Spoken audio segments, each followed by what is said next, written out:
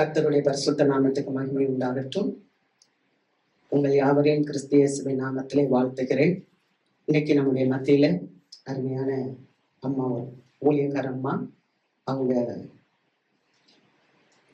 வேலூர் பகுதியில இருக்காங்க.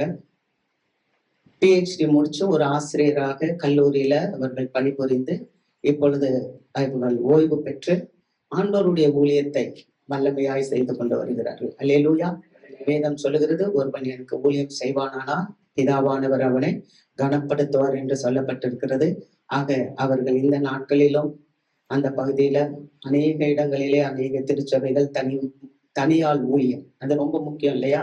தனியால் ஊழியம் இந்த நாட்களிலும் பறந்து பறந்து அநேக இடங்களுக்கு போய் ஆண்டவருடைய அன்பை அவர்கள் பகிர்ந்து கொள்கிறார்கள். இன்றைக்கும் நம்முடைய மத்தியில் அவர்கள் வந்திருக்கிறது நமக்கெல்லாம் சந்தோஷமாமே. ஆகவே அவர்களை நம் கரங்களை தட்டி வரவேற்கும்.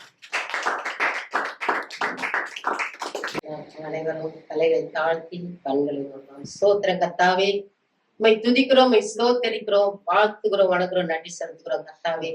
அப்பா கர்த்தாவே, இந்த நாளிலும் கூட கர்த்தாவே அப்பா அடையாளை மறைத்து கர்த்தர் பேசும்படியா செபிக்கிறோம் கர்த்தாவே.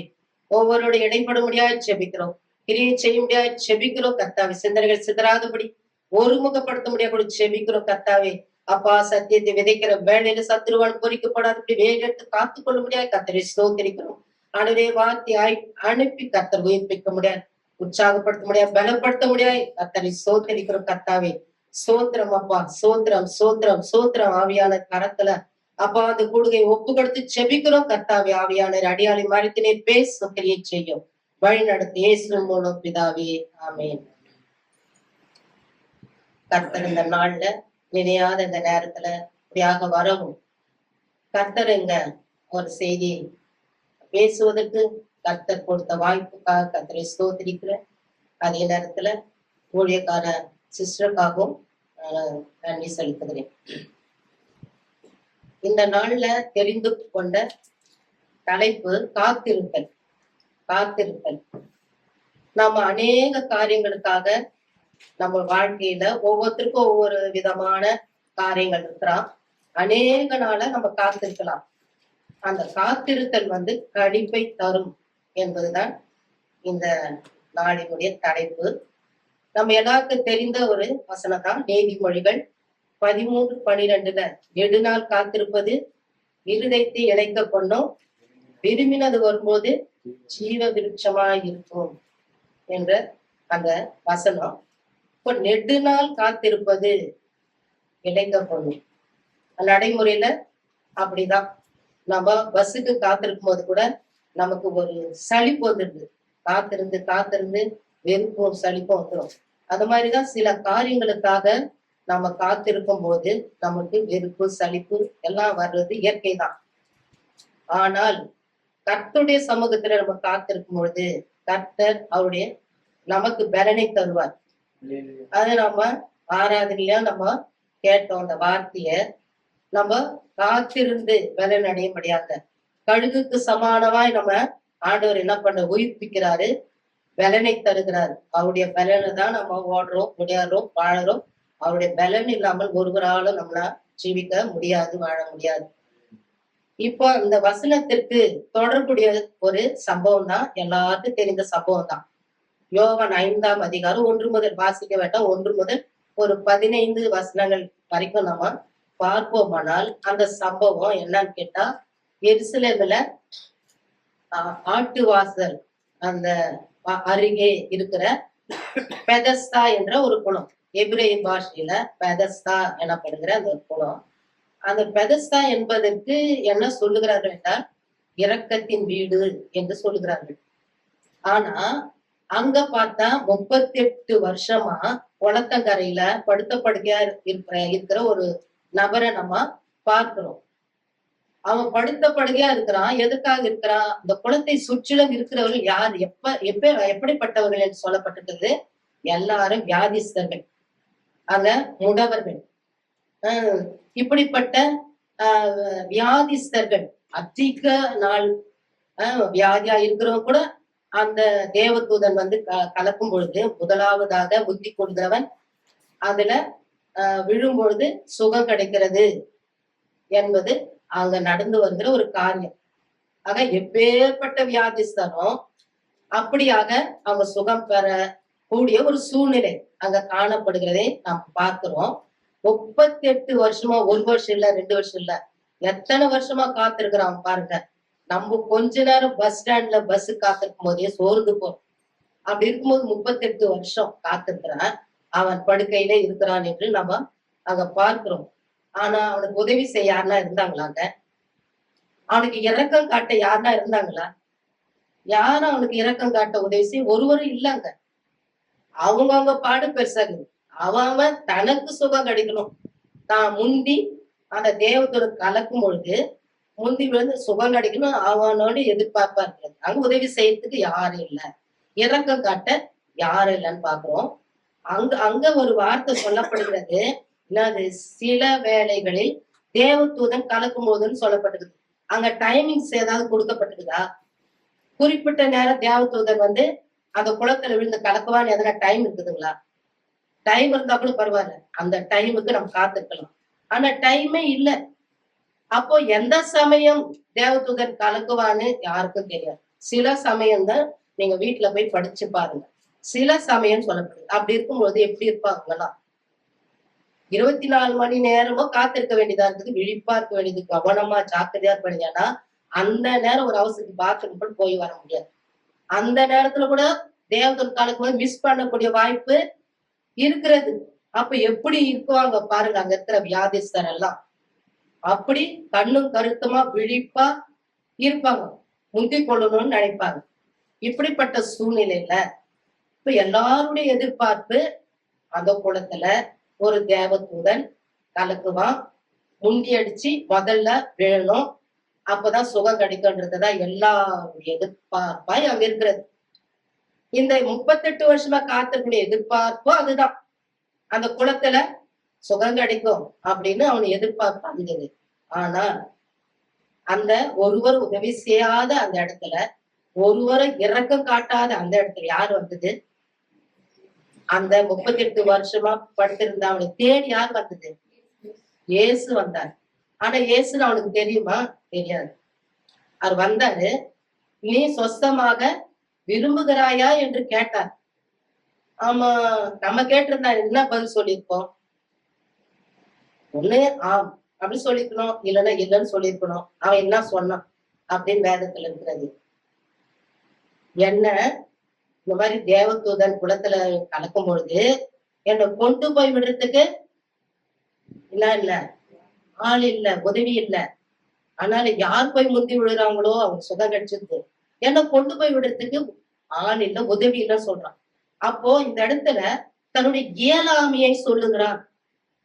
என்னால போக முடியல, என்னால் தானே போக முடியல, கொண்டு போய் விடுறதுக்கு எனக்கு ஆள் இல்லை, உதவி இல்லை அப்படின்னு சொல்லி தன்னுடைய சூழ்நிலையை, தன்னுடைய இயலாமையை கர்த்தரிடத்துல தெரியப்படுத்துறார், வெளிப்படுத்துகிறார். நாம கூட நம்முடைய இயலாமையை கர்த்தரிடத்துல தெரியப்படுத்தணும். மனுஷர்கிட்ட தெரியப்படுத்துவதை விட யார்கிட்ட தெரியப்படுத்தணும்? கர்த்தரிடத்துல தெரியப்படுத்தணும். நம்முடைய குறைய, நம்முடைய இயலாமைய, நம்முடைய முடியாம எந்த காரியத்தையோ கர்த்தரிடத்துல தெரியப்படுத்தணும். அந்த காரியத்தை இதன் மூலமா நம்ம பார்க்கலாம். இன்னொன்று, எல்லாருடைய எதிர்பார்ப்பு அந்த குளத்துலதான் இருக்குது. தேவதூதன் எப்போ விழுவான்? அப்போ சுகம் கிடைக்கணும். ஆனா நம்ம நினைக்கிற விதம் வேற, ஆண்டவர் செய்கிற விதமே வேற என்று நம்ம பார்க்கலாம். அது 1 சாமுவேல்ல 16ஆம் அதிகாரத்துல 7ஆம் வசனம் என்ன சொல்லுது? சிஸ்டர் கூட அவங்க முதல்ல தொடக்க ஜபம் பண்ணும்போது அந்த வார்த்தையை சொன்னாங்க. என்னது? மனுஷன் பார்க்கிற விதமா ஆண்டவரு பார்க்கிறவர் கிடையாது. அவர் அவர் பார்க்கிற விதமே வேற, மனுஷர் பார்க்கிற விதமா அவர் பார்க்கறது இல்ல அப்படின்னு தான் அவரு யார்கிட்ட சொல்றாரு? இந்த தாவீத தேர்ந்தெடுக்கும் பொழுது ஒவ்வொருத்தரா நல்லா வாட்ட சாட்டமா இருக்கிற ஆளுங்களை இவனா இருக்குமான்னு நினைக்கிறாரு சாமுவே தோற்றத்தை பார்த்து. ஆனா இது இல்ல அப்படி எல்லாரும் தள்ளி விட்டு கடைசியா தான் அந்த பெற்றோருக்கே ஞாபகம் இல்ல, இப்படி ஒரு பையன் இருக்கிறான், அவங்க ஆடு மேய்ச்சிருக்கிறான்னு மறந்தே போயிட்டு இருக்கிறாரு. அப்பதான் கேக்குறாரு, வேற யாரும் இல்லையா உள்ளதானா கேட்கும் போதுதான், ஆமா ஒருத்தன் இருக்கிறான், அவன் ஆடு மேய்ச்சிருக்கிறான். அப்படி எல்லாரும் மறந்து போய், பெற்றோரும் மறந்து போயிருக்கிறாங்க, தன் பிள்ளைய யாரும் நினைக்கல. அதைத்தான் ஆண்டவர் தெரிந்து கொண்டார். அந்த தாவீதை தான் ஆண்டவர் தெரிந்து கொண்டார். அந்த விஷயத்துலதான் சொல்றாரு, மனுஷர் பார்க்கிற விதமா நான் பார்க்கறது இல்ல. ஆண்டவர் மனுஷர் பார்க்கிற விதமா பார்க்க மாட்டார். அவருடைய பார்வை வேறு. அதே யோவான் 8ஆம் அதிகாரத்துல 11வது வசனத்துல சொல்லப்பட்டிருக்குது. அந்த விபச்சாரத்தில் ஈடுபட்ட அந்த ஸ்திரியை பார்த்த எல்லாரும் குற்றம் சாட்டி இவ இப்படி பாவத்துல ஈடுபட்டான்னு சொல்லி கல்லெறியணும் சொல்றாங்க. அப்ப ஆண்டவர் என்ன பதில் கொடுத்தார்? அவரு உங்களில பாவம் செய்யாதவர்கள் கல்லெறிங்க அப்படி சொல்றாங்க. அவங்க என்ன சொல்றாங்க? நியாய பிரமாணத்துல என்ன சொல்லப்பட்டிருக்குதா? கல்லெறிந்து கொள்ளணும். ஆனா இதுக்கெல்லாம் மாத்திரம் நியாய பிரமாணத்தை எப்படி செய்யணும்னு நினைக்கிறாங்க. மற்றவங்களுக்கு செய்யறதுக்கு மற்றவங்களை அத நியாயத்திற்கு மற்ற காரியங்களை செய்ய வேண்டிய செய்ய மாட்டாங்க. இப்படிதான் செய்வாங்க. அப்ப ஆண்டவர் என்ன சொல்றாரு? இனி பாவம் செய்யாதே அப்படின்னு சொல்றாரு. அப்போ நாம் கூட இது வரைக்கும் நம்ம எத்தனையோ பாவம் செய்திருக்கலாம். நினைவால கூட பாவம் செய்யற நம்மளும் கத்தி எடுத்து கொலை பண்ணோம், விபச்சாரம், வேசிதானம், கொள்ளை அடிக்கிறதுனால கிடையாது. நினைவால கூட நம்ம பாவம் செய்யறோம். அதனால இது வரைக்கும் செய்த பாவம் போதும். இனி நம்ம எப்படி இருக்கணும்? இனி பாவம் செய்யாதே அப்படின்னு சொல்றாரு. அதே போலதான் இந்த 38 வருஷமா இருக்கிற அந்த மனுஷனை பார்த்து ஆண்டவர் சொல்றாரு, அந்த அதிகாரத்துல என்ன சொல்றாரு? இனி கேடானது ஒன்றும் செய்யாதே அப்படின்னு சொல்றாரு. இனி அப்போ அவனுக்கு ஏற்பட்ட அந்த பலவீனம் எதை நிமித்தமா இருக்குதுன்னு தெரியுது. கேடானது செய்திருக்கிறான்னு தெரியுது. ஒவ்வொரு இடத்துல வியாதியஸ்தருக்கு ஒவ்வொரு விதமான பாவத்தினாலும் இருக்கிறது, சாபத்தினாலும் இருக்கிறது, தேவனாவும் மகிமைக்காவும் இருக்கிறது. அவனுக்கு வருகிற வியாதி, நோய் அதெல்லாம் கூட பார்க்கிறோம். யோவான் 9ஆம் அதிகாரத்துல அந்த குருடனுக்கு இவன் செய்த பாவமா, பெற்றோர் செய்த பாவமா அப்படின்னு கேட்கும்போதுதான் தேவனாமும் மகிமை என்று சொல்றார். ஒவ்வொரு வியாதிக்கும் ஒவ்வொரு காரணம் இருக்குது. எல்லாமே பாவம் சொல்ல முடியாது. தேவனாமும் மகிமைக்காகவும் இருக்கிறது. ஆக இங்க இவன் பாவம் செய்திருக்கான்னு தெரியுது. கேடானது, அதிக கேடாத ஒன்றும் இனி செய்யாது அப்படின்னு ஆண்டவர் ஒரு எச்சரிப்பு தருகிறார். அதனால இனி அப்படின்றத நம்ம அழுத்தம் தெரிவிக்கோமா. இது வரைக்கும் எப்படியோ வாழ்ந்திருக்கலாம், எப்படியோ இருந்திருக்கலாம், இனி எப்படி இருக்கணும். இது ஒரு ஆண்டுடைய எச்சரிப்பாக இருக்கிறதை நாம் பார்க்கிறோம். நம்ம படித்த பகுதியில நீதிமொழிகள்ல கூட பார்க்கிறோம். 18ஆம் அதிகாரத்துல 9வது வசனம் என்ன சொல்லுது? வேலையில அசதியா இருக்கிறவன் அவன் எப்படிப்பட்டவனா இருக்கிறானோ அழிம்பனுக்கு சகோதரன் சொல்லப்படுது. அப்போ நமக்கு கொடுக்கப்பட்டிருக்கிற வேலையில நம்ம அசதியா இருக்கக்கூடாது. ஆண்டவர் காரியத்துல துணிகரமான பாவம்லாம் நம்ம செய்யக்கூடாது. தொடக்கூடாது, செய்யக்கூடாது, போகக்கூடாத இடங்கள் போகக்கூடாது. ஆண்டவர் அப்படியா எச்சரிக்கிறார். அதிலே அந்த 18ஆம் நீதிமொழி 18லே 21ஆம் வசனம் என்ன சொல்லுது? மரணமோ ஜீவனோ நாவின் அதிகாரம். நம்ம வாயால் யாரால கட்டுறோம்னா நோரால கட்டணும். அப்போ நல்லதும் சரி கெட்டதும் சரி நம்முடைய பேச்சு நாவினால் தான் வருது அப்படின்றத நம்ம பார்க்க எச்சரிக்கையா இருக்கணும். யோசுவா 7ஆம் அதிகாரத்துல 1ஆம் வசனம் 18, 20 நீங்க வீட்டுல போய் படிங்க. அங்க யோசுவா சொல்றாரு, சாபத்தீடானதை என்ன பண்ணக்கூடாது, தொடக்கூடாதுன்ற எச்சரிக்கிறார், எடுக்க கூடாது. ஆனா என்ன பண்ணிட்டான் அவன்? யார் அவன்னா நம்ம யாருமே எதிர்பார்க்க மாட்டோம். 12 கோத்திரத்துல எந்த கோத்திரம் நம்ம விசேஷமா நினைப்போம்? எந்த கோத்திரம் விசேஷமா நினைப்போம்? ஆண்டவர் எந்த கோத்திரத்துல வந்தார்? யூதா கோத்திரம். நம்ம எதிர்பார்ப்போமா? யூதா கோத்திரத்துல இப்படி ஒருத்தன் பாவம் செய்வான், தப்பு செய்வான்னு. அப்ப துணிகரமான பாவம் தான். யாருன்னா ஆகான் துணிகரமா. யோசுவா எச்சரிக்கிறாரு, சாபத்தீடானதை தொடக்கூடாது, எடுக்கக்கூடாது. ஆனா என்ன செய்துட்டாங்க? துணிகரமா அதுக்கு ஆசைப்பட்டு எடுத்துட்டான். அப்புறம் அதை எப்படி கண்டுபிடிச்சா பாத்துங்க. கோத்திரமா, வம்சமா, குடும்பமா, தனித்தனி நபரா விசாரித்து யார் மேல அது குறிக்கப்படுகிறதுனா யூதா கோத்திரத்துல ஆகான் அந்த பாவம் செய்த நிமித்தமா கல்லறிந்து ஒன்றார்கள், கற்குவியலா குவிக்கப்பட்டது அந்த இடம் பேரு தான் ஆகோரின் பள்ளத்தாக்கு என்று அதுல போட பார்ப்போம். நம்ம எச்சரிக்கை ஆண்டு காலத்துல ஜாக்கிரதையா இருக்கணும், விழிப்பாக்கணுடைய அசதியா இருக்கக்கூடாது. அவர் கொடுக்க வேண்டிய நேரத்தை கொடுக்கணும், அவருக்கு செய்ய வேண்டிய காரியத்தை நம்ம செய்யணும். நம்ம ஒப்புக்கொண்ட ஊழியத்துக்குன்னா அதுல நம்ம உண்மையா இருக்கணும். கர்த்தருக்கு பிரியமில்லாத அருவருக்கிற காரியம் செய்யக்கூடாது. துணிகரமாவும் நம்ம ஆண்டவர் காரியத்தை, ஆண்டவருக்கு விரோதமான காரியத்தை நம்ம செய்யக்கூடாது என்று பார்த்தோம். ஆனால் ஆண்டவர் மன்னிக்கிற தேவனாய் இருக்கிறது படினால நாம நமக்கு ஒரு தருணம் கொடுக்கப்பட்டிருக்குது, வாய்ப்பு. அப்போ நம்ம ஆண்டவர்கிட்ட நம்ம செய்த பாவத்துக்கு ஒப்புக்கொண்டால் அறிக்கை செய்து விட்டுடணும். திரும்ப அதே பார்த்து செய்யக்கூடாது.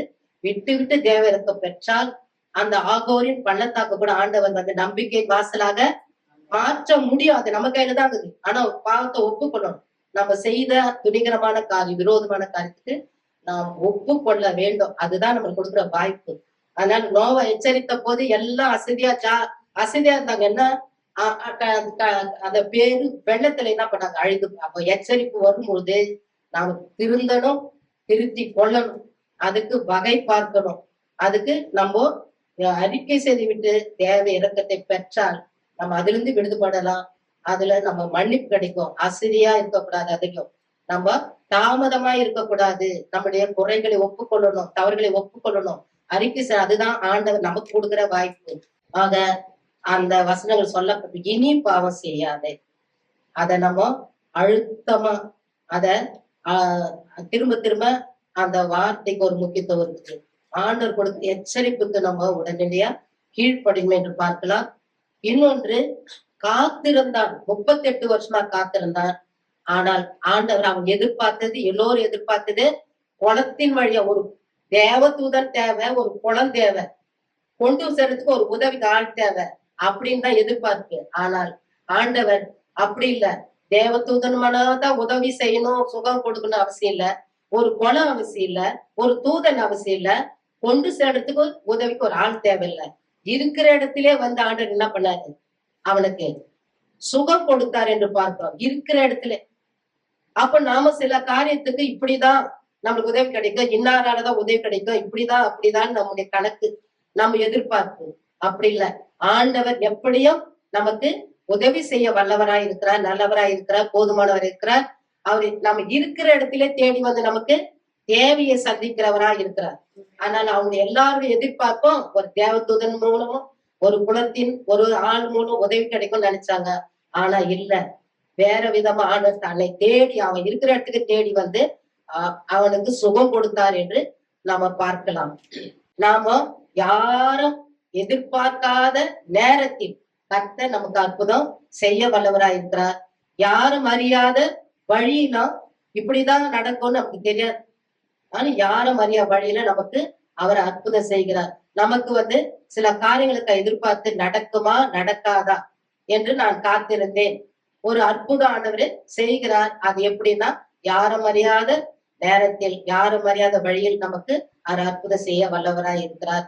கர்த்தர் தாமே இந்த வார்த்தையில் ஆசீர்வதிப்பார்.